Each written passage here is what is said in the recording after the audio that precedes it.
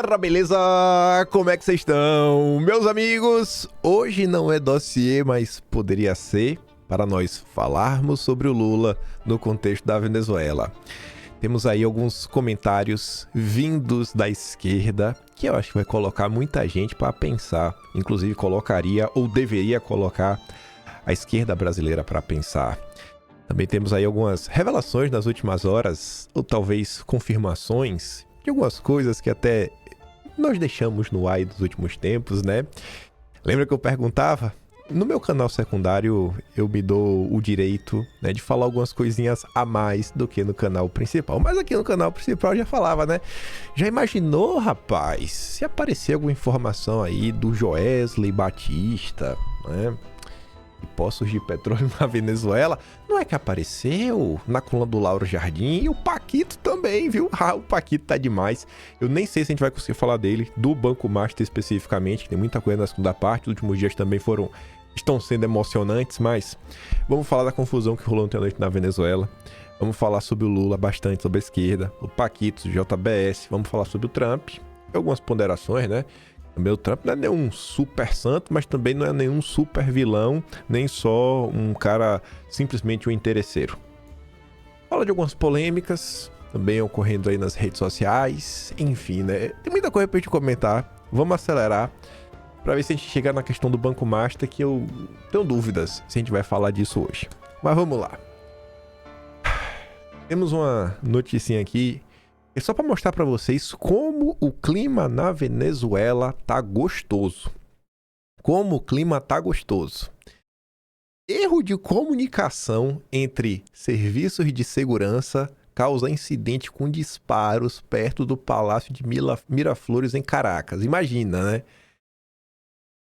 Pelo menos 2 pessoas teriam sido hospitalizadas com ferimentos à bala. Aí tu pergunta, o que aconteceu? Uma falha de comunicação entre as autoridades venezuelanas provocaram comoção nas redes sociais na noite desta segunda. Múltiplos disparos foram ouvidos na capital da Venezuela, Caracas, e registros dos eventos compartilhados por moradores na internet. O incidente, que ocorreu nas imediações do Palácio de Miraflores, sede do executivo, foi provocado por drones de um órgão do governo que sobrevoavam a área e foram erroneamente identificados pelas forças de segurança de Miraflores como uma ameaça. Os drones eram do próprio governo. Os caras tá tão louco, alucinado, que acharam que talvez era o Trump que ia matar eles. A Leonardo Coutinho colocou ali alguns vídeos, né? O sistema de defesa antiaérea que protege o Palácio do Miraflores do regime venezuelano foram acionados, supostamente em reação a drones, que segundo fontes locais estariam se aproximando.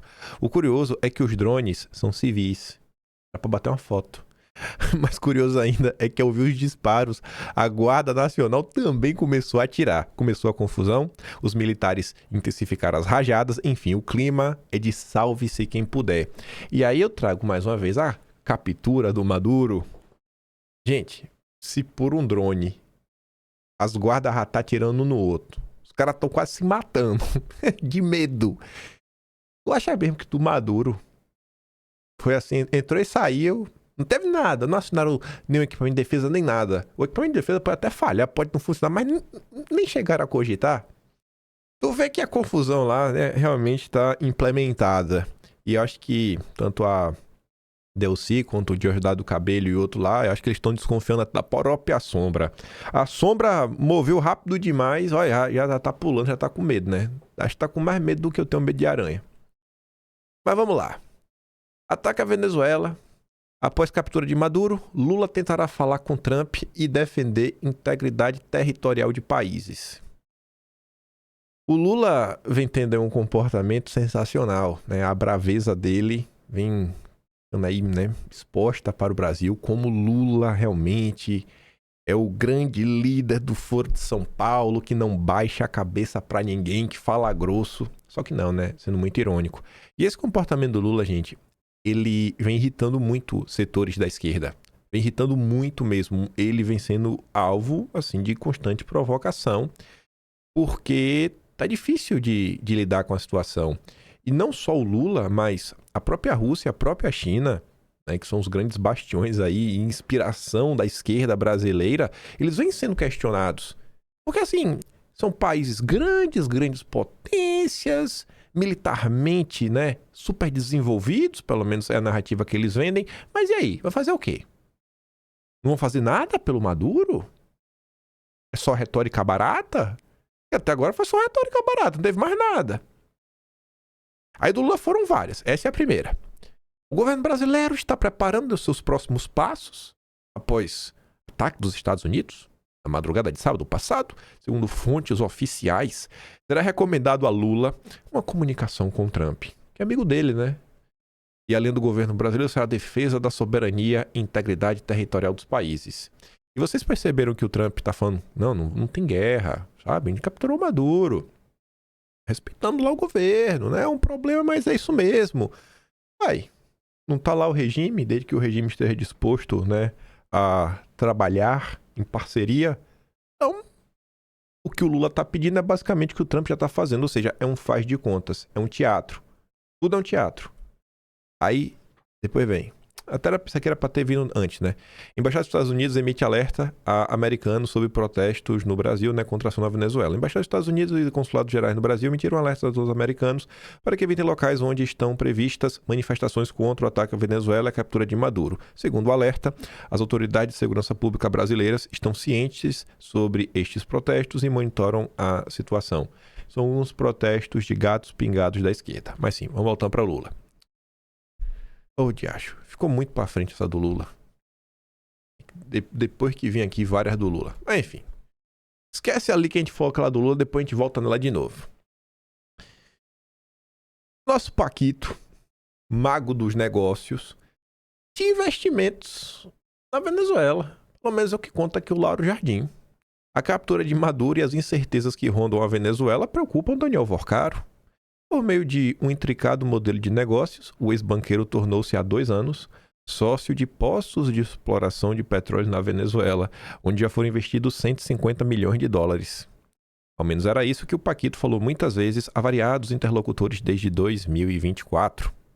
Só que Paquito aqui é café pequeno, né? Investimentozinho agora, 150 milhões de dólares não é muita coisa. Esse daqui é o nosso Rockefeller brasileiro. Esse aqui, Joesley Batista e seus poços de petróleo na Venezuela. Isso tudo, né? Sob segredo. JF, dos irmãos Batista, é dona de poços de exploração de petróleo na Venezuela desde 2024. Em novembro, Joesley esteve em Caracas, tentando convencer Maduro a renunciar, antes que Trump o tirasse à força da cadeira de presidente.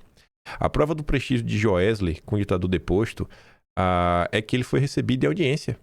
Mas não se sabe muito mais sobre os negócios na área de energia da JF na Venezuela. Motivo? O Itamaraty colocou sob sigilo os telegramas diplomáticos trocados com a Embaixada do Brasil em Caracas sobre esses negócios, um sigilo de 5 anos, conforme revelou no ano passado Malu Gaspar.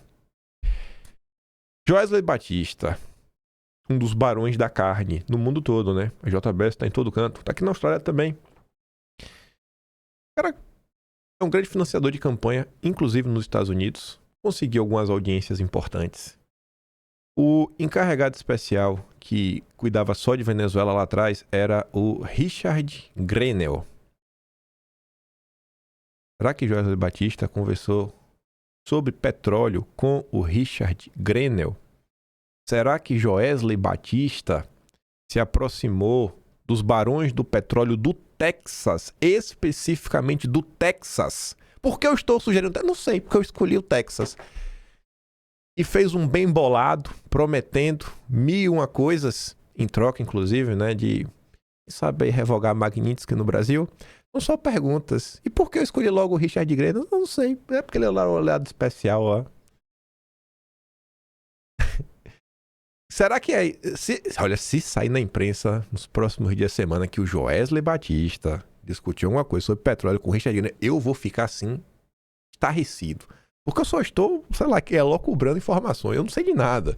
Eu não sei de nada. Eu fico assim só analisando, né? Ah, meu Deus. A Rádio Peão brasileira já tocava tantas músicas, né, badaladíssimas, né, nas últimas semanas, meses. antes mesmo da Magnitsky ser, né, revogada, e falava aí do papel de Wesley Batista, né? Ah, meu Deus do céu, não vou falar mais nada, viu? Eu vou ficar até quieto. Vamos voltar a falar do Lula. Vocês aí que tirem as suas conclusões.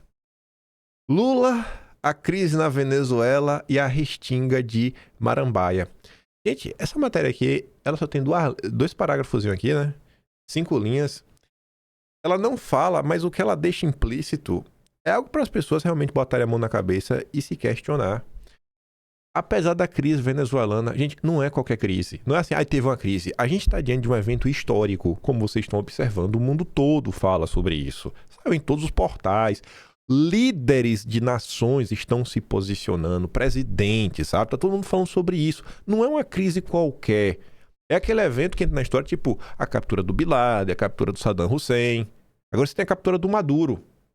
É aliado de primeira hora, ou pelo menos era, sempre foi do PT, do Foro de São Paulo. Mesmo diante de tudo isso que está acontecendo, você vê o empenho da esquerda, Gustavo Petro, os petistas na rede social, todo mundo. Lula retorna hoje no fim do dia da festa, da praia, que tem desde da virada do ano. O Lula só volta a despachar na terça. Voltou, mas só vai trabalhar amanhã. E até ontem à noite não tinha nenhuma reunião marcada. Pra nada. Pra nada. Tu acha que o Lula tá preocupado com isso? Tu acha que o Lula vai meter o dedo pra ajudar o Maduro em alguma coisa? Tu tá vendo assim, todo esse faz de conta, e como no final do dia, Lula rifa qualquer um, né? Pra continuar no poder. Aí vem a Globo. Governo Lula evita embate com Trump e vê vice de Maduro no fio da navalha. Como Delcy Rodrigues, Brasil condena ataque à Venezuela, mas não explode pontes com o governo Trump. Os dois países pisam em ovos, né, em relação aos Estados Unidos. Aí o Metrópolis comenta, né, o tom de Lula após a ofensiva dos Estados Unidos na Venezuela. Lula deverá adotar tom cauteloso com Trump, né, preservar as negociações, manter o equilíbrio diplomático. Nesse sentido, interlocutores do governo destacam que Lula tem mantido certo distanciamento do presidente venezuelano Maduro, sobretudo diante do desgaste internacional do regime de Caracas. Embora o Brasil defenda a soberania da Venezuela e se oponha a intervenções externas, o Palácio do Planalto evita gestos que possam ser interpretados como alinhamento automático ao governo Maduro. Lavou as mãos. Isso porque a própria imprensa brasileira, a gente mostrou no vídeo ontem, atribui que a captura do Maduro passa pelo Lula exatamente por saber que o Lula não ia fazer nada. Já estava tudo fechado no pacote. A Globo, a gente comentou no vídeo ontem também, anunciou que os diálogos com a Delcy Rodrigues, inclusive sondando com ela se ela poderia assumir a presidência por um período interino, começaram em outubro do ano passado, no Catar. Aí o Lula ligou para Delcy no dia, antes dele fazer o pronunciamento. Aí o que a Metrópole diz? Não, o Lula não quer se vincular ao Maduro nem nada. O Lula reclama de que o Maduro foi capturado. Mas o Lula não cita o Maduro e não fala de sequestro, que é o tom que a esquerda vem adotando. Mas tá ali, né? Lula conversou com Delcy Rodrigues depois da captura de Maduro. O Poder 360 apurou que a ligação foi breve, teve um caráter informativo. Lula buscou confirmar a situação do país. E aí, Delcy, tá tudo certo aí mesmo, né? O plano aí da gente, a gente rifou o Maduro, traímos o Maduro, tudo certo, né? A gente continua aqui, vamos continuar aqui sendo, né? Fingindo que tá tudo bem. A conversa serviu principalmente para que Lula pudesse entender o quadro político e institucional venezuelano. Ela ligou, Lula, fica de boa aí que aqui tá um acordão. A gente começou a fechar esse acordão ali em outubro. Eu, Diosdado Cabello lá, o cara lá dos quartéis, lá, a gente fechou aqui o jogo, a gente entregou o Maduro. Tá tudo de boa. A gente garantiu aqui as instituições. A gente vai começar a trabalhar aqui em relação ao petróleo. Então fica frio aí, tá de boa por hora, né? O contato não envolveu negociações formais nem tratativas diplomáticas mais amplas. Nem para perguntar, tá precisando de ajuda, precisa de alguma coisa, quer que você posicione? Aí fez aquela nota ridícula que ninguém comprou. Absolutamente ninguém comprou. Brasil na ONU. Não podemos aceitar que fins justifiquem os meios. Ah, tá. Então, peraí. O fim é bom. Os meios que são ruins... Então, assim, pode tirar o Maduro. Não, o Maduro pode tirar. Só do jeito que foi feito, né? Foi meio bárbaro por parte do Trump, né? De acordo com o Sérgio Danese, embaixador do país no Conselho de Segurança, uso da força na nossa região evoca capítulos da história que acreditávamos que estavam para trás. Mas tirando isso daí, vocês podiam tirar o Maduro, né? Só porque foi de um jeito meio ruim, né? Os meios foram meio complicados. Esse é o Lula, bicho. Esse é o governo do PT. É um grande teatro. Aí o Gustavo Castañón, um cara na esquerda. Eu acho que o Gustavo tá até mais próximo da direita do que ele imagina. O Gustavo é apoiador de Ciro Gomes. Aí fala, Lula acabou com a liderança brasileira. Vimos a primeira excursão militar dos Estados Unidos na América do Sul desde Allende. O Brasil não fez nada, nem antes nem depois. Aqui eu acho que o Gustavo não andou lendo as notícias. O Brasil fez sim. O Brasil entregou a cabeça do Maduro. Conversou direitinho. O Joesley Batista foi lá. O Celso Amorim confirmou que sabia da ida do Joesley. Nada fez, pelo contrário, né? Tem que liberar aí a Magnitsky e tudo mais. Então o Brasil fez sim. O Brasil atuou para entregar a cabeça do Maduro. Parabéns, Lula. Não tentou impedir a operação, não articulou contra a condenação do ato, não, pelo contrário. O Brasil trabalhou para que tivesse a operação. O Brasil não lidera mais a América do Sul e Lula não é respeitado por ninguém. O Danilo Thomas faz uma análise muito mais profunda dessa situação, que ele traz alguns fatos que aconteceram aí nos últimos anos para mostrar quem é o Lula. E o Danilo realmente se coloca na esquerda. Ele fala assim, ó, que a esquerda da Nova República é um fracasso histórico, já sabemos. Ele tá falando de quê? A esquerda do PT. E temos um vídeo maravilhoso sobre isso já. Vai falar sobre o Lula e a CIA. É a esquerda que vem basicamente aí. É a esquerda permitida. E o regime militar permitiu que se tornasse legal no primeiro momento, constituísse partido e tudo mais, e que ficou figurado aí na imagem do PT e de Lula. Enfim, embora ela não saiba, né? Aí ele tá falando muito mais dos apoiadores. A turma da esquerda que apoia o PT e acha que o PT é alguma coisa além de um fracasso histórico. E o final da história seria a cumplicidade do governo Lula com a intervenção na Venezuela, colocando o continente em risco, surpreende até quem abriu mão das ilusões. Mas segue o fio. Olha a timeline que ele vai colocar. Ó. Primeiro, o Brasil vetou a entrada da Venezuela nos BRICS. A Venezuela, a maior reserva de petróleo do mundo. Isso faz sentido? A gente comentou isso aqui na época, tá no Atlas de 2023 ainda. Não vou procurar porque era para ter procurado antes e não procurei. O Brasil contestou o resultado das eleições venezuelanas. Confiando ou não no resultado, essa não é a tradição brasileira. E muito mais, não é o padrão para o Lula. Lula foi negociar as tarifas e a situação do Xandão com Trump e voltou dizendo que o Trump era seu amigo. 4. A sua nota é um pega-trouxa, que pegou trouxa. O Lula fala em captura, não em sequestro. Não cita os Estados Unidos e se perde em abstrações que só servem para distrair a plateia. Agora tem mais esse dado, que é o do Joesley. Mas não pode falar nada. Senão a direita volta, né? Os petistas querem o Lula fazendo a mesma política da direita. Lê a direita aqui, ele tá falando basicamente, enfim, né? A política basicamente do Trump nessa situação. Aliás, é para que todo mundo que o Lula chama de amigo apoia a intervenção? Tipo o Macron?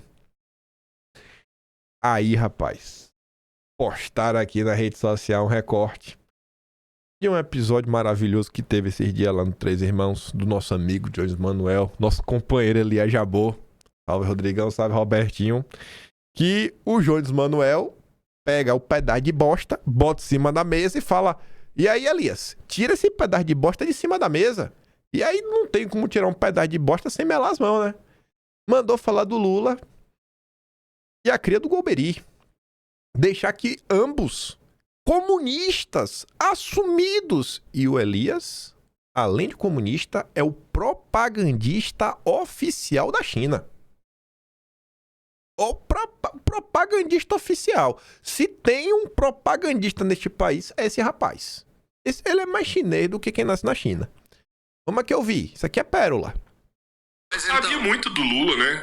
Não, ele... O Brizola dizia que ele era agente da CIA. O Brizola falou que o Lula foi agente da CIA? Pergunta ele essa história, ele sabe. Filtrado, Cara, tem que observar o seguinte, o Brizola ele era para ser presidente do Brasil em 62, né?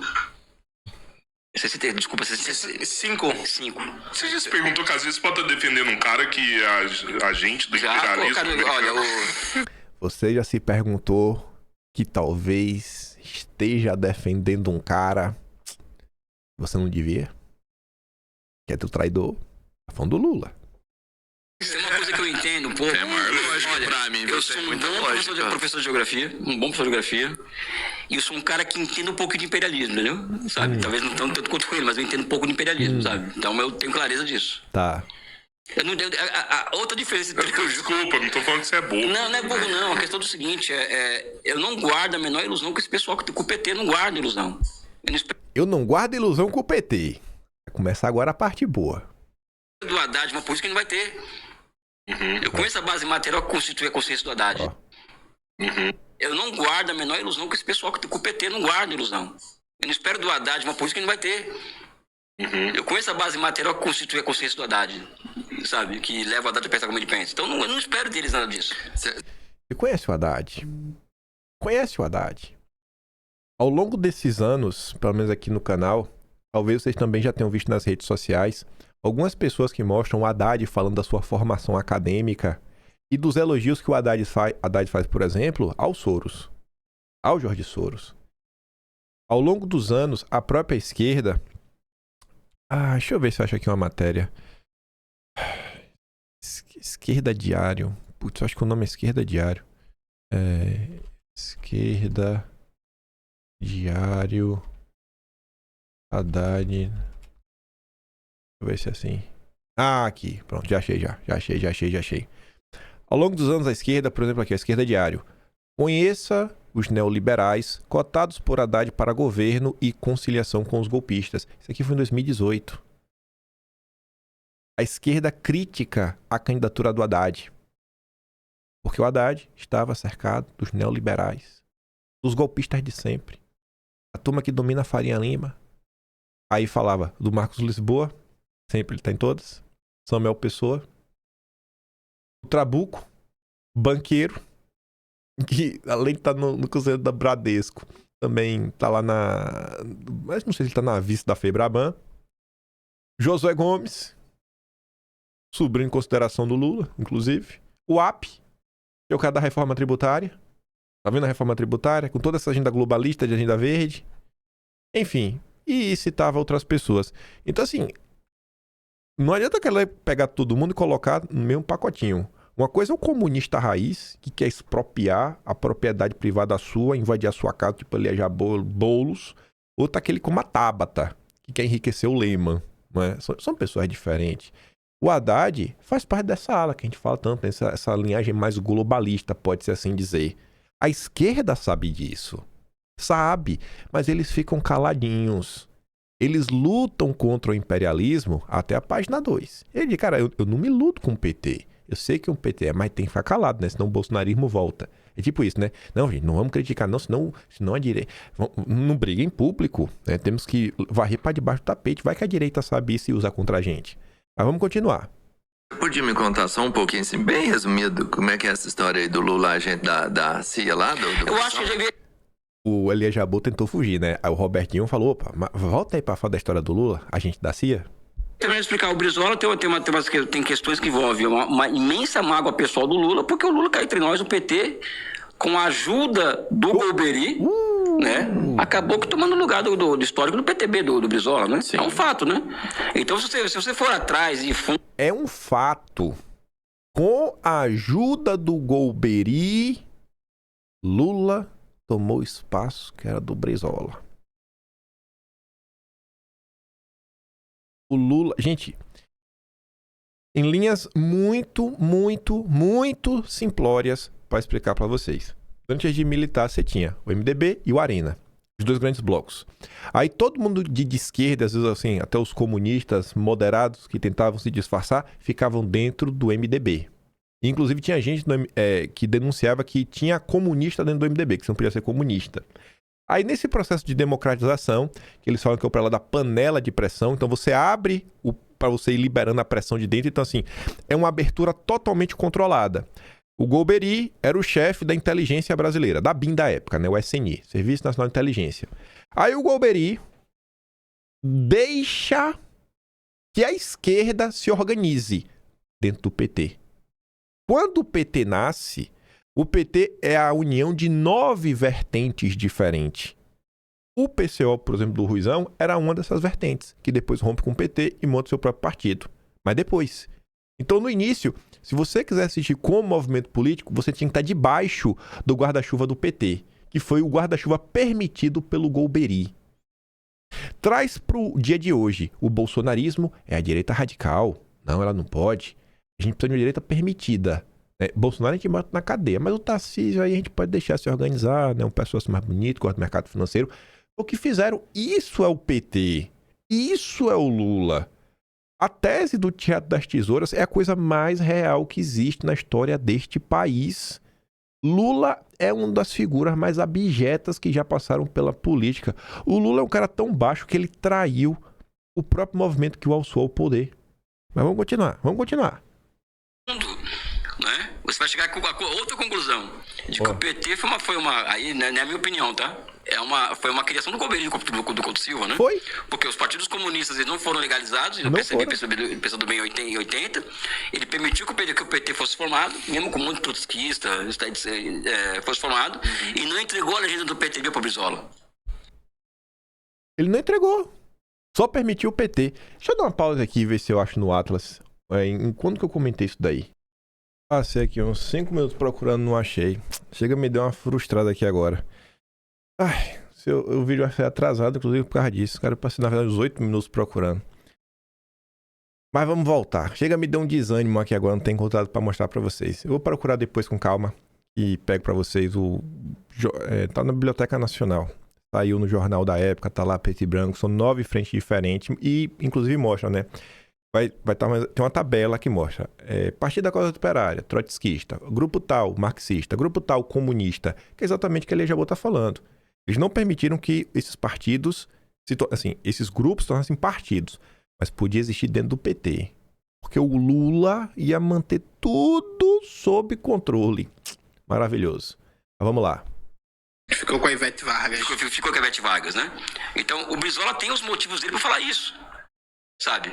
E o agente da CIA, eu acho que não. Se o Lula fosse o agente da CIA, já teria vindo à tona. E Lula fez o cursinho lá, para sindicalista. Eu não sabia disso. Isso foi você que falou. Nos Estados Unidos, né? Lula foi para os Estados Unidos fazer um curso. Fez um cursinho lá. Sindicalizar.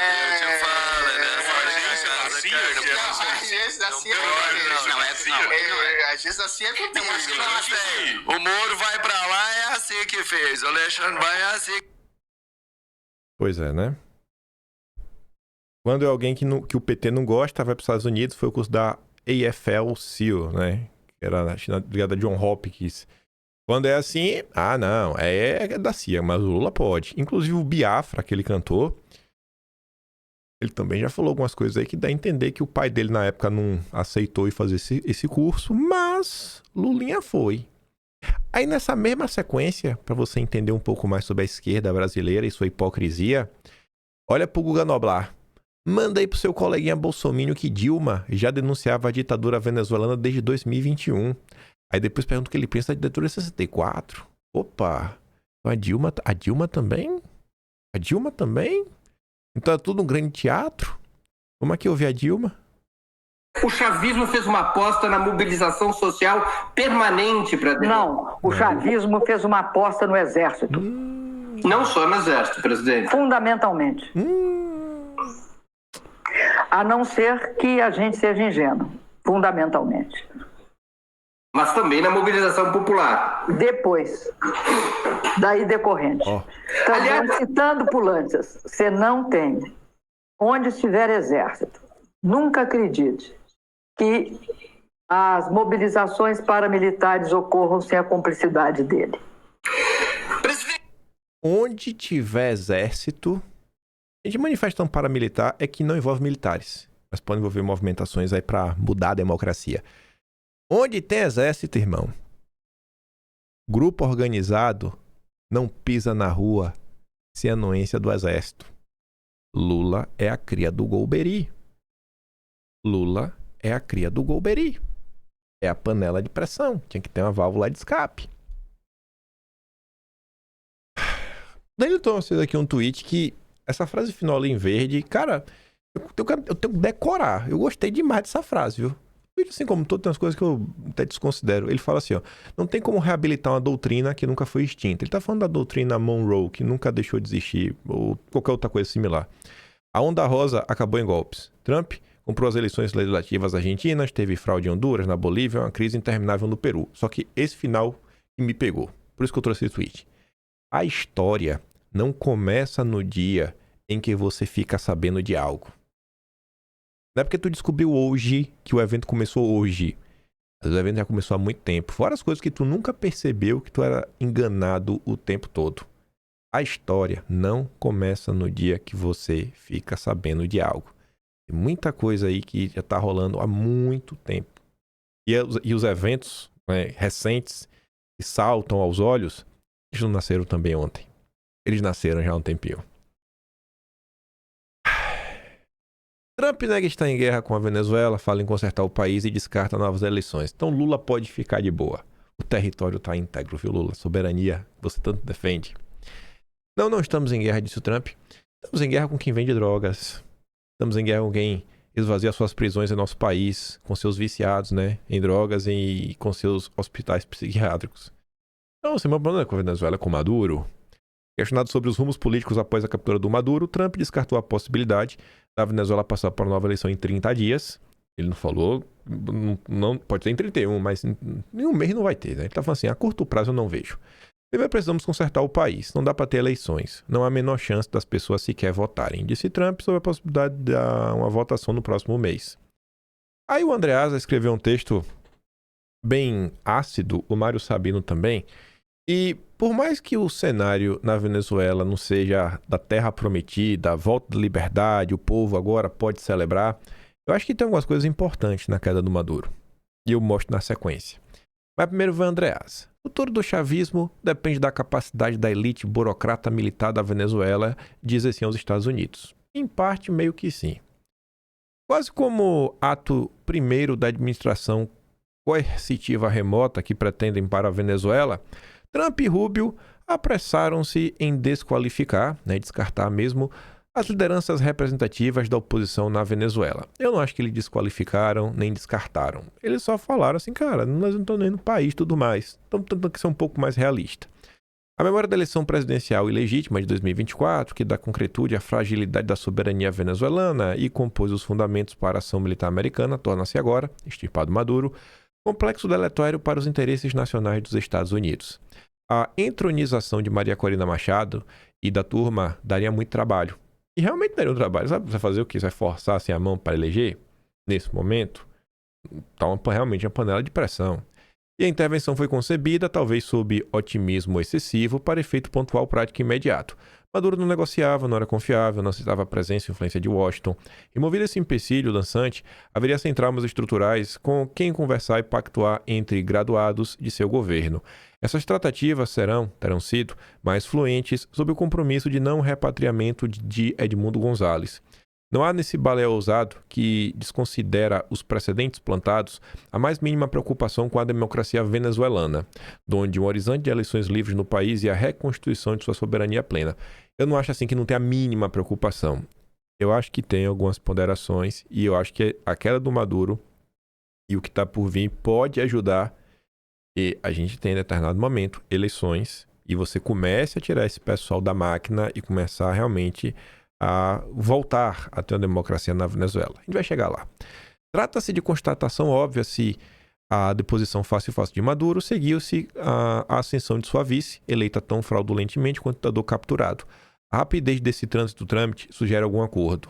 A vice do ditador, colaboradora histórica daquela autocracia, de repente investida como uma ponte para uma estabilidade bem específica. A comunicação yankee é que os governarão doravante é explícita. O chavismo terá uma chance de permanecer, uma oportunidade de sustentar seu esquema de poder local, desde que a elite burocrata militar, que assaltou o Estado, compreenda a regra de acesso a essa nova etapa de existência. O arranjo pretendido, projetado pelo Trump, a partir da intervenção na Venezuela, contemplará a manutenção do regime ditatorial corrupto chavista se a presidente Teorina Delcy Rodrigues fizer o que é certo. Isso pressupõe que ela, a encarnar um chavismo racional, sofisticado, esteja informada sobre o que seja o certo. Fazer o certo sem qualquer mistério será deixar sob controle dos Estados Unidos o movimento do petróleo venezuelano, menos para abastecimento do país e mais para assustar a constituição de uma base operacional chinesa na América do Sul. Aqui o André acho que foi pelo menos bem honesto, né? Assim, não é que os Estados Unidos estejam preocupados em ter o petróleo, porque eles precisam do petróleo venezuelano. Não, o ponto não é esse. Passa muito mais porque, cara, a gente quer tirar a influência da China na América do Sul. E o petróleo venezuelano para a China é importante. O que se costura, discursos teatrais, nacionalistas à parte, será uma espécie de chavismo prático. Chavismo com os americanos. Depois de décadas de anti-americanismo, não haveria a libertação do povo oprimido e miserável, antes uma gestão temporária e virtual que, via coerção, estabeleceria o domínio dos Estados Unidos sobre a circulação do petróleo venezuelano e esvaziaria a China na região. O Mário Sabino coloca aqui também uma insatisfação, que eu acho que ele está certo nessa insatisfação, até porque acho que muita gente na Venezuela também está meio triste aí, e não é porque o Trump e o Rubio podem tentar ser o mais realistas possíveis, também não dá para não ficar meio chateado com eles, pegando exatamente esse gancho da Maria Corina Machado e da oposição de direita na Venezuela. E o Mário Sabino vai falar assim, ó, Trump capturou Maduro, mas ele erra ao transigir com ditadura na Venezuela. O Mário Sabino realmente quer que derrube logo. Derruba logo aí os chavistas e tudo mais, que eu acho que muita gente apoiaria isso, né? Antes de mais nada, é preciso apontar o espetáculo de cinismo de petistas indignados com a captura do Maduro, sob alegação de violação do direito internacional. Por mais de 20 anos, sem preocupar-se com direito nenhum, muito menos com qualquer aspecto moral, Lula e o PT apoiaram um regime brutal, sanguinário, criminoso, que levou quase 8 milhões de venezuelanos a sair de seu país. Soberania nacional e autodeterminação dos povos são princípios fundamentais da Carta da ONU. Mas enfim, né? Refém de organização criminosa, a Venezuela e os venezuelanos não têm nenhuma nem outra. Não tem nem soberania nem autodeterminação. A soberania foi ferida, né, de morte pela ditadura bolivariana, que conta com suporte estrangeiro de Cuba, da Rússia, do Irã, né, da China também, traficantes colombianos, para oprimir o próprio povo. A autodeterminação do povo venezuelano, por sua vez, é uma farsa encenada pelo bando chefiado pelo Maduro, como pôde ser didaticamente constatado pela fraude na eleição de 24, que impediu que a oposição vitoriosa nas urnas assumisse o poder. Antes, portanto, dos Estados Unidos violarem o direito internacional a capturar o Maduro, sob a acusação de ser um narcoterrorista perigoso para a segurança nacional americana, Maduro e seus asseclas já vinham destruindo todos os princípios e direitos sob os quais se ergue a civilização. 2 erros teriam resultado em acerto, contudo, se o Trump justificasse a captura de Maduro com a intenção principal de propiciar aos venezuelanos um governo legítimo que fosse constituído no menor espaço de tempo possível. Mas meio que o Trump não fez isso. Pelo menos até então não. Nesse caso, apenas os suspeitos de sempre levantariam a voz para gritar: ah, só o PT. Todo mundo ia apoiar. Todo mundo ia apoiar a deposição da Delcy, toda a cúpula. O quadro é outro. No entanto, a julgar pelo que dizem Trump e o Marco Rubio. Em meio à névoa e contradições nas falas de ambos, o sentido de que foi afirmado até o momento é o de transigência com a ditadura substituta, essa inefável Delcy Rodrigues. Para que não haja nova intervenção militar americana na Venezuela e nada mude muito por lá, ao menos no médio prazo, eles dão a entender que basta que Delcy e os demais fascínoras bolivarianos não imponham obstáculos a que companhias dos Estados Unidos voltem a atuar no setor petrolífero venezuelano. Eu não acho que é só isso. Chegarei lá. Saíram matérias na imprensa sobre isso. Inclusive com a obtenção de indenizações bilionárias pelas perdas financeiras que tais companhias tiveram com a nacionalização promovida ainda no tempo do Hugo Chávez. Os americanos acenam até com a possibilidade de se tornarem sócios do governo da Venezuela na exploração das gigantes reservas de petróleo ali existentes e na recuperação da infraestrutura do país. E a partir do momento que você começa a melhorar a infraestrutura do país, isso não traz de volta a liberdade do povo. Mas eu creio que você já começa até a melhorar um pouco a vida no país. Você vai retirando as sanções, você fazendo uma coisinha aqui, uma coisinha colar. Mas então, cara, tem outro caminho, velho. do caminho, talvez vocês consigam, né? Até ficar no poder, melhorando a vida do povo. Vamos repensar aqui o que vinha sendo feito. Nesse arranjo, o regime ditatorial teria também de dançar na política externa, conforme a música regida a partir de Washington, afastando-se da China, da Rússia, do Irã, cubanos, o que acho que também traria diferença, não só na Venezuela, como em outros países, né, no mundo ocidental como um todo. Sem o petróleo, praticamente doado pela Venezuela, o regime cubano, Cuba, poderia cair, tende a cair. O simbolismo da derrota cubana para o capitalismo seria espetacular, mas é para a China, essencialmente, que Trump quer mostrar quem manda não apenas na Venezuela, mas na América Latina inteira. Nesse jogo duro geopolítico para qual Trump atualizou a doutrina Monroe, dando real significado ao neocolonialismo, como desnuda a estratégia de segurança nacional divulgada pelo seu governo em dezembro, o restabelecimento da democracia na Venezuela tem papel menor. Na minha opinião, além de representar uma traição a Maria Corina Machado, porque o Trump nutre inveja porque ela ganhou o Nobel e ele achava que ele que tinha que ganhar, e apostar no erro de deixar a redemocração venezuelana em segundo ou terceiro plano, bem como voltar a fazer bullying imperialista com latino-americanos. Afinal de contas, o produto mais valioso da pauta de exportações dos Estados Unidos é desde o final da Segunda Guerra e na América Latina desde a presença de Jimmy Carter, a liberdade em todas as suas versões, ou vá lá, né, certa ilusão dela. A hipocrisia como velha homenagem do vício à virtude, não como vergonhoso espetáculo de cinismo continuamente ensinado pela esquerda em todas as latitudes. É o que diferenciava os americanos dos soviéticos, para a grande vantagem competitiva dos primeiros. A liberdade política, econômica, comportamental, democrática, como motor de um soft power inigualável. Deveria continuar a ser também o que os diferenciava dos chineses, se os Estados Unidos quiserem vencer mantendo a sua alma. Essa segunda partida que se afigura bem mais complicada do que a primeira. Aí vamos lá. Algumas notícias. Não é só sobre o petróleo, né? Só a Venezuela que se lasque. Ações de petrolíferas americanas disparam até 10% após, né, ataques dos Estados Unidos, tá? Se fala muito do petróleo. Só que o Renato fala assim, ó, a imprensa ignora deliberadamente o papel de Maduro como um facilitador central do crime organizado na região. Em vez disso, né, tenta emplacar a versão confortável de que a sua queda teria sido motivada apenas por interesses comerciais, como se segurança regional, o narcotráfico, redes transnacionais não façam parte estrutural do problema. Suíça congela ativos de Maduro e de aliados. De ontem, 5 de janeiro. Medida vale como efeito imediato e minera recursos mantidos no sistema financeiro suíço. Renato comenta, se o Maduro tinha conta na Suíça, imagina o PCC, o Comando Vermelho. Líder da oposição e Nobel, a Maria Corina Machado, diz que vai voltar ao país o mais rápido possível. Já está criticando a Delcy, não está querendo brigar com os Estados Unidos também.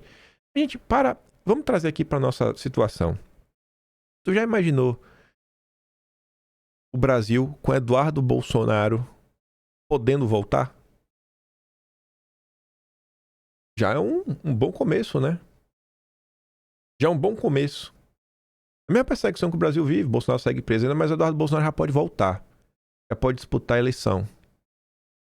Já pode se eleger senador e fazer campanha pelo país. Campanha em solo. Sem o medo de ser preso. Porque para Maria Corina, ela, que acho que conhece o país dela, conhece os perrengues que passa lá, para ela estar considerando já voltar para a Venezuela, parece que a queda do Maduro, né, que ela não tem algum tipo de impacto. Seria melhor se todo mundo caísse? Eu acho que com certeza seria melhor que todo mundo caísse. Só que eu acho que às vezes é muito precipitado essas análises absolutas, sabe? Os Estados Unidos só querem o petróleo. Ou os Estados Unidos só querem lutar pela liberdade. Cara, nunca é assim absoluto, sabe?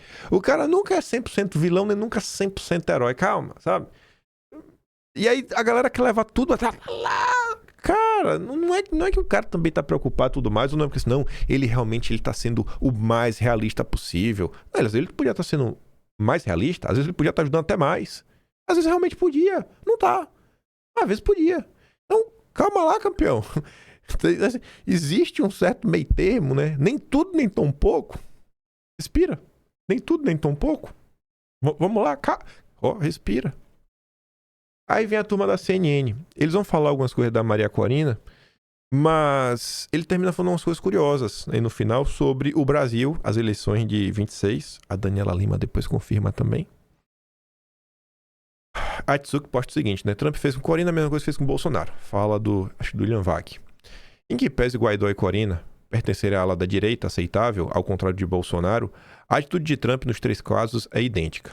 Ignorar o cenário atual e acreditar piamente que Trump é o estandarte da democracia, um herói amigo, é pedir pra ser trouxa, né? Porque, pelo amor de Deus, né? Nem tudo, nem tão pouco. Para tipos como Trump, pessoas e governos são simpatias ocasionais, alinhamentos pontuais e funcionalidades. Servem enquanto funcionam. Quando deixam de ser úteis, são descartados sem cerimônia, sem gratidão e sem remorso. Isso chega a ser também, né, todo esse ponto. Mas vamos aqui ouvir. Cadê esse aqui? A gente tem paralelos, Alberto Pfeiffer, entre o que o Trump fez com a Machado e o que ele fez com o Bolsonaro. Ele simplesmente deixou a Maria Corina Machado pendurada na brocha, como a gente fala na linguagem popular. Deixou ela sem escada embaixo. Ele fez a mesma coisa com o Bolsonaro. Aparentemente ele está disposto a, digamos, cooperar com qualquer regime que lhe seja, de alguma forma, servil. O que significa para o Brasil, Fábio? Bom, em primeiro lugar, isso não é novidade nenhuma, né? Não é uma condição suficiente. Usar a categoria analítica democracia para entender o que está se passando na Venezuela e o que vai se passar no hemisfério e no mundo é ter um olhar para o ponto focal equivocado. Nunca foi sobre democracia. Os Estados Unidos na Guerra Fria, a União Soviética na Guerra Fria, não estavam preocupados se havia democracia ou não, estavam preocupados se os governos, se os regimes eram aliados, subservientes, se necessário, e não iam de encontro aos seus interesses, não facilitavam o interesse do adversário. E é disso que se trata. Isso está explicitado, de novo, no documento da Estratégia Nacional de Segurança Americana. E vai ser assim. Outra coisa, não tem amigos, tem inconveniências. Bolsonaro poderia ser conveniente num determinado momento em que parecia que ele tinha condições de derrotar um candidato mais proclive à China, que é o caso de Luiz Inácio da Silva, numa competição eleitoral próxima que haverá no Brasil. Não é porque ele é amigo do Trump, é porque ele parecia ter uma chance eleitoral. Maria Corina Machado, que é respeitada por Trump, pelos assessores, por Marco Rubio, também é uma pessoa que não é descartada neste momento. Ela é apenas colocada no lugar em que ela tem a funcionalidade de ser um ícone da oposição venezuelana, uma força da resistência, sim, uma campeã da democracia, mas sem posto, sem caneta, sem capacidade de implementação. E foi isso que o Marco Rubio disse, isso que o Trump disse. Quer dizer, colocá-la no poder hoje, ou colocar o que foi efetivamente eleito, o presidente Gonçalves Urrutia, representaria entregar o comando de uma estrutura da qual eles não têm ascendência alguma, conhecimento algum. Isso sim poderia levar o país à disfuncionalidade, à paralisia e ao caos. Então, a estrutura engendrada por Trump, por Rubio, é uma estrutura pragmática, minimalista, efetivamente estão trabalhando com custo mínimo, e essa é uma boa premissa. Vai funcionar? Não se sabe, mas tem alguma chance de dar certo, porque a coerção está presente. Se a Delcy Rodrigues não se comporta, ela pode ser sacada do poder. Agora, acreditar que o Trump tem amigos permanentes, ele pode ter simpatias ocasionais, alinhamentos pontuais, inclinações desde que os interesses sejam convergentes. Certamente, no caso do Brasil, ele agora, talvez mais bem informado do que é a complexa estrutura institucional brasileira, do que é a multitude de atores políticos, de planos de poder na República Brasileira, avaliará melhor com quem se alinhar para a próxima eleição. Bolsonaro parece estar fora da disputa e ele buscará alguém que se contraponha a Lula nesse momento, a não ser que Lula concorde em deter a proximidade que tem se mostrado em relação à China. Pelo jeito você está sugerindo um show de pragmatismo de lado a lado. E a tendência é o Trump acabar apoiando a candidatura do Flávio. Por mais que tenha aí meio gritarias.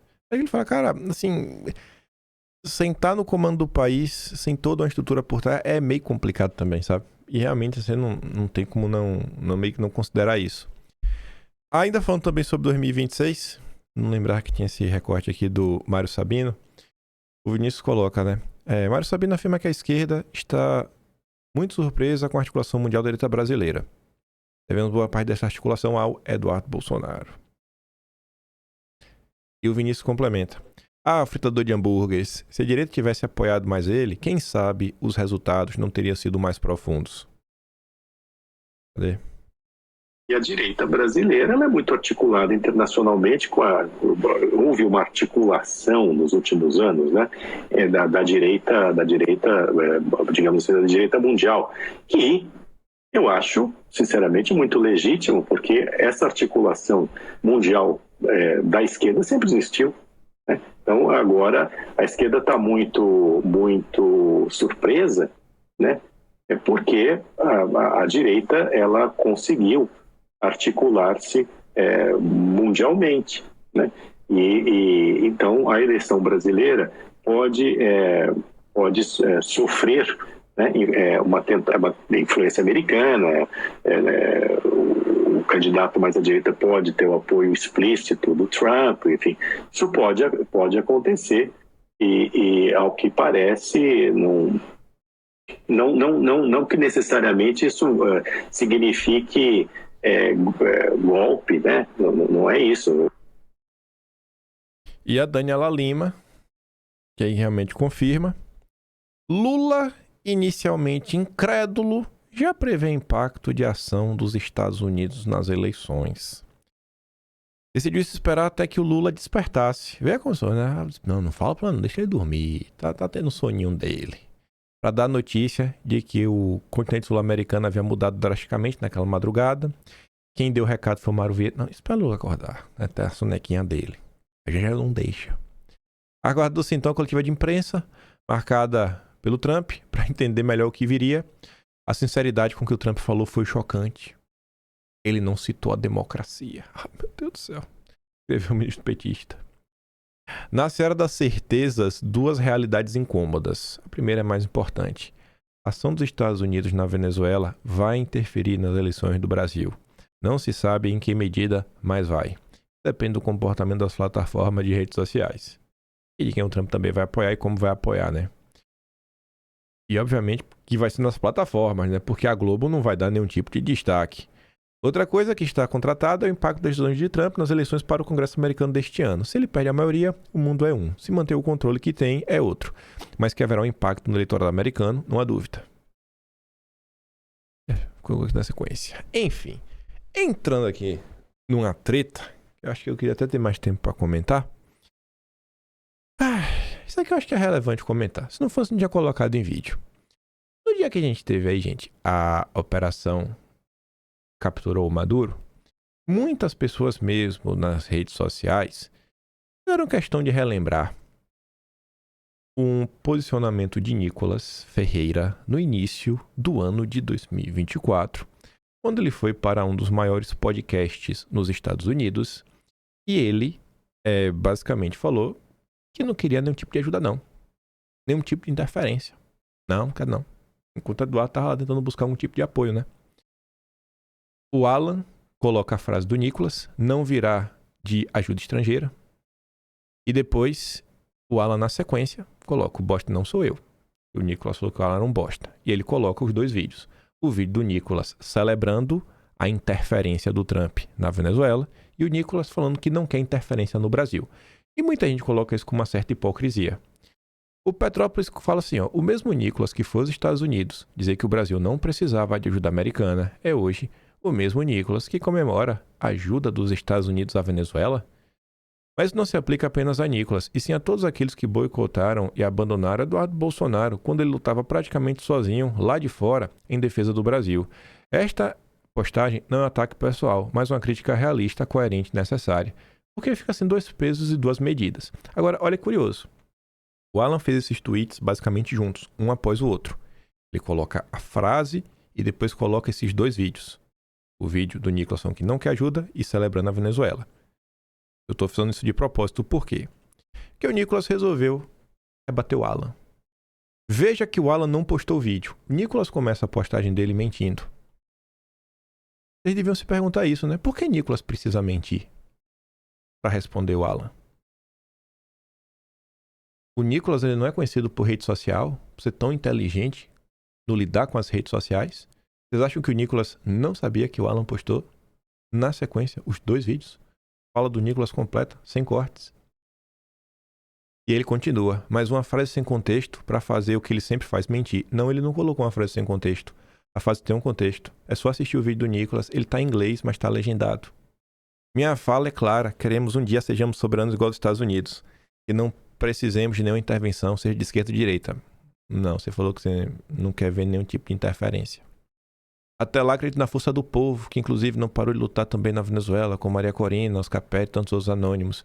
O que ele quer dizer com isso? Que devemos ignorar a mobilização do povo e depositar toda a confiança na força externa de forma cega?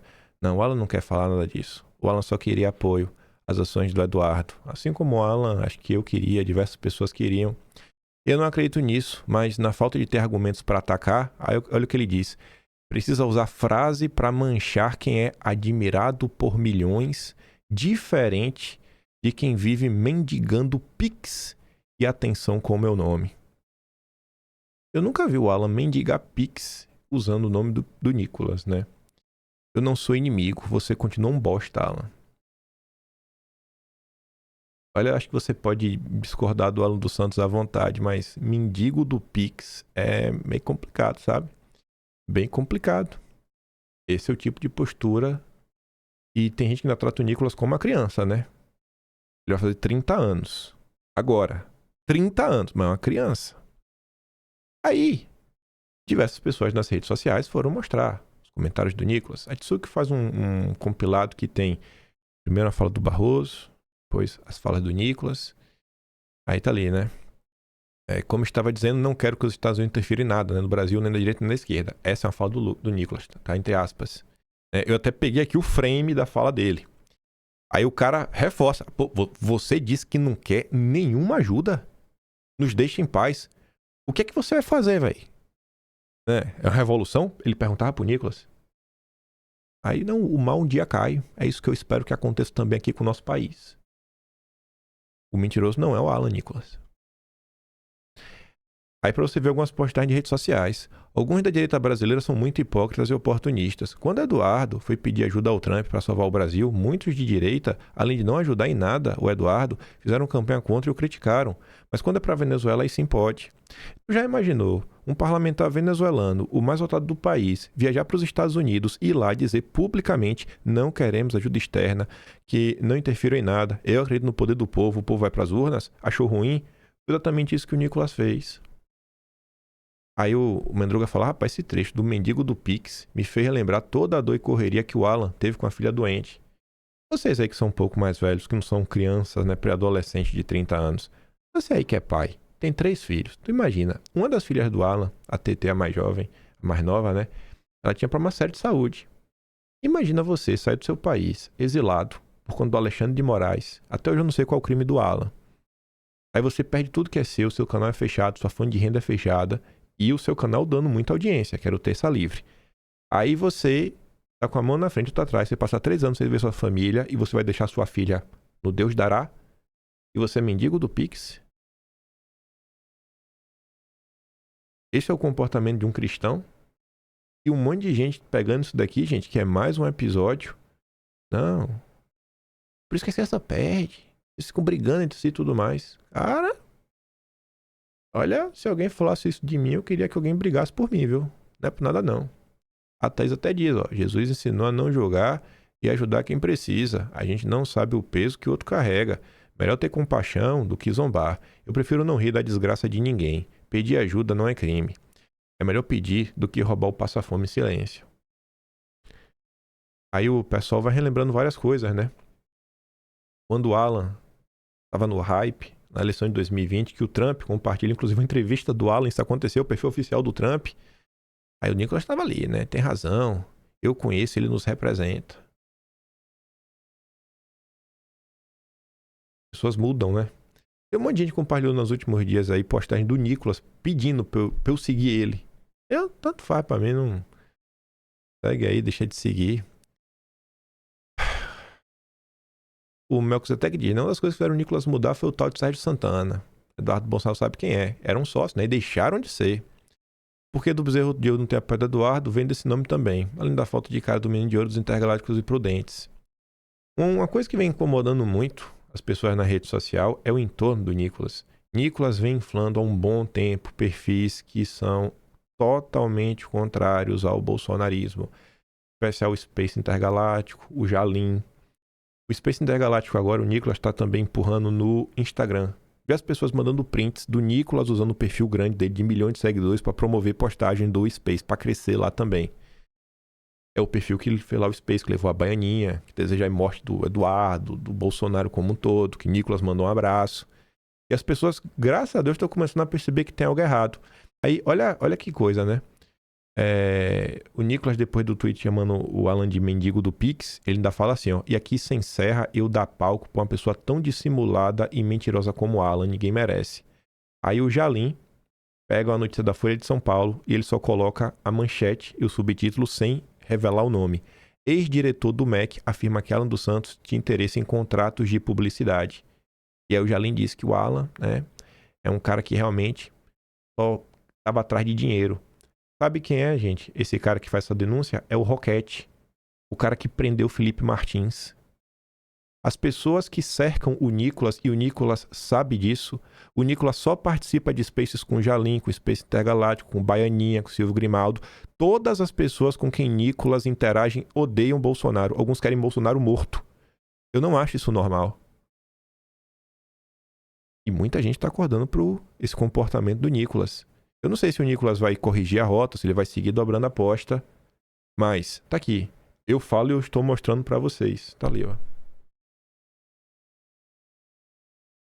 Essa é a turma do Nicolas. E aí o Alan responde. Ele coloca ali para falar, né? Mendigo de Pix é uma expressão típica de quem jamais produziu uma única ideia que sobrevivesse sem verba pública. O rapaz confunde pedir apoio voluntário a leitores livres com mendicância. Para esse tipo de espírito, quem não vive de imposto, né, vive de esmola. Quem vive de imposto serve à nação. É a moral do parasita ensinando etiqueta ao homem livre. Aí ele fala, não, exilado na história sempre foi um sujeito perigoso. Perigoso porque fala sem pedir autorização, pensa sem consultar partido e escreve sem submissão hierárquica. Já o burocrata, esse sim, precisa mendigar. Mendigar relevância, mendigar aplauso, mendigar pertencimento ao grupo que o protege, né, do próprio vazio. O curioso é que o sujeito se diz defensor do povo, mas só respeita quem está no topo da máquina. O povo, quando ajuda voluntariamente um jornalista perseguido, é massa enganada. Já o povo, né, quando vota nele, é soberania popular. A coragem de Nicolas nas palavras usadas ao Alan, né, nunca existirá contra Pablo Marçal. E o presidente do partido dele, né, o Valdemar. Isso não é argumento, é psicologia barata. É o ressentimento clássico do medíocre que jamais arriscou nada na vida e que por isso mesmo odeia quem arriscou tudo. No fundo, a crítica não é ao Pix, é à liberdade. Porque quem vive de favor estatal não suporta a ideia de alguém sobreviver sem pedir licença, nem bênção, nem salário, nem aplauso. O mendigo aqui não é quem pede ajuda aos leitores, é quem vive mendigando desculpa para continuar pequeno, em tempo. As empresas dos parentes dele serão expostas e vocês saberão quem é Nicolas e sua máquina de palestras no pântano do Marçal. Estava comentando ontem na live. Vocês lembram do vídeo do Pix? Se vocês forem atrás, porque tem coisas que são informações públicas e a Meta tem que divulgar. Aquele vídeo, ele contou com impulsionamento pago. Algumas centenas de milhares de reais. 6 dígitos. Também tem alguns levantamentos aí sobre quanto o Nicolas anda faturando, vendendo seus cursos para te ensinar a ser um verdadeiro cristão. Não é? E aí já gira na casa de dezenas de milhões por ano. Isso é ilegal? Isso é crime? Não, não tem nenhum tipo de crime. Mas vem se formando aí uma movimentação muito atípica. O Nicolas, ele se encontrou com o número 1 de relações políticas da Globo, né? Que é o Relações Públicas, que é o Paulo Tonet, que se escreve. E curiosamente, após o encontro com o Tonet, o Nicolas ganhou 3 páginas dedicadas a ele no jornal o Globo. Aconteceu meses atrás. Não se comentou muito na direita. Significa que Nicolas é a pior pessoa do mundo? Não. Mas eu acho que é digno de nota, digna de registro.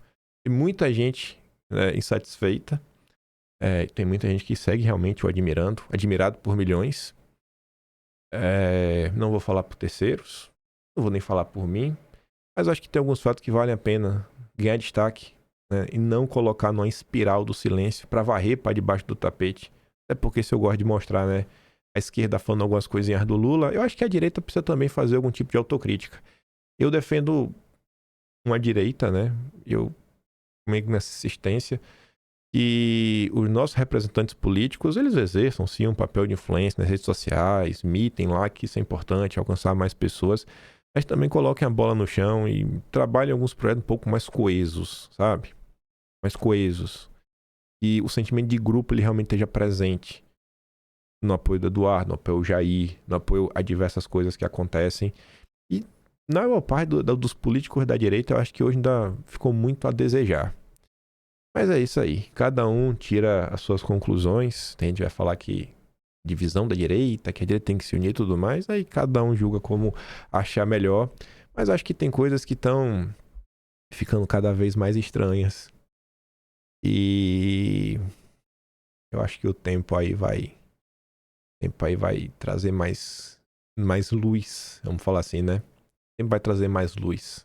É só lembrar que o próprio Eduardo Bolsonaro e Nicolas já brigaram em público. Não acho que Eduardo é um brigão. Você vê que Eduardo é um cara que normalmente tem engole muitos sapos, né? Por que Eduardo Bolsonaro resolveu brigar com o Nicolas algum tempo atrás? Será que Eduardo Bolsonaro é o vilão dessa história? Será que não tem nada que merece uma reflexão? Eu tô aqui, né? Só observando. Tenho mais informações, mas eu prefiro me resguardar a falar o que eu posso provar. Não é melhor assim? Eu falo o que eu posso provar e o que eu posso mostrar. Se eu posso mostrar, eu falo aqui. Se não, no máximo, faço uma pergunta tipo do Joesley Batista. Enfim, eu fico por aqui. Vote em mim no iBest. Estamos na reta final. Se eu não votou ainda, só voto uma vez só. Precisa também me ajudar um pouco mais, né? Principalmente no canal. Tem um Tony Valeu, tem um Patreon, e tem um Atlas Brasileiro. Tentar lembrar amanhã, não esquecer de pegar lá a notícia do Lula. Como a esquerda se organizou em torno do PT, do jeito que o Golbery deixou. E por hoje é isso. Fico por aqui. Vejo vocês amanhã. Tamo junto. Valeu, meus amigos. Fui!